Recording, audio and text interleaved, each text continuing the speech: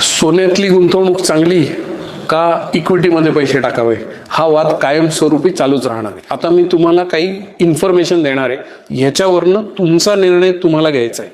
हा डेटा नीट ऐका, हा रील शेवटपर्यंत बघा. 1981 साली सोन्याची किंमत फक्त 1800 रुपये तोळा होती.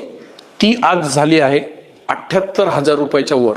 कॅल्क्युलेशन केलं तर तुम्हाला हे कळेल की सोन्याच्या किमतीत 43 वर्षात 43 पट वाढ झालेली आहे. 81 साली चांदी देखील फक्त 2700 रुपयाला मिळायची 1 किलो. आता 1 किलोचा भाव 1 लाखाच्या वर गेलेला आहे. म्हणजे चांदीमध्ये या 43 वर्षात 36 पट वाढ झालेली आहे. 81 साली बॉम्बे स्टॉक एक्सचेंजचा सेन्सेक्स फक्त 170 होता. आता तो 80,600च्या वर आहे. म्हणजे सेन्सेक्समध्ये याच 43 वर्षात 474 पट वाढ झाली आहे. सोन्यामध्ये 43 पट 43 वर्षात, चांदीमध्ये 36 पट 43 वर्षात आणि सेन्सेक्समध्ये 474 पट 43 वर्षात.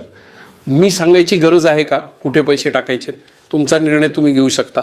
इक्विटीमध्ये जर इन्व्हेस्टमेंट करायची असेल तर माझ्या बायोमध्ये जा आणि कुठली योग्य इन्व्हेस्टमेंट तुमच्यासाठी आहे ते सांगायला मी तुमची मदत करेन.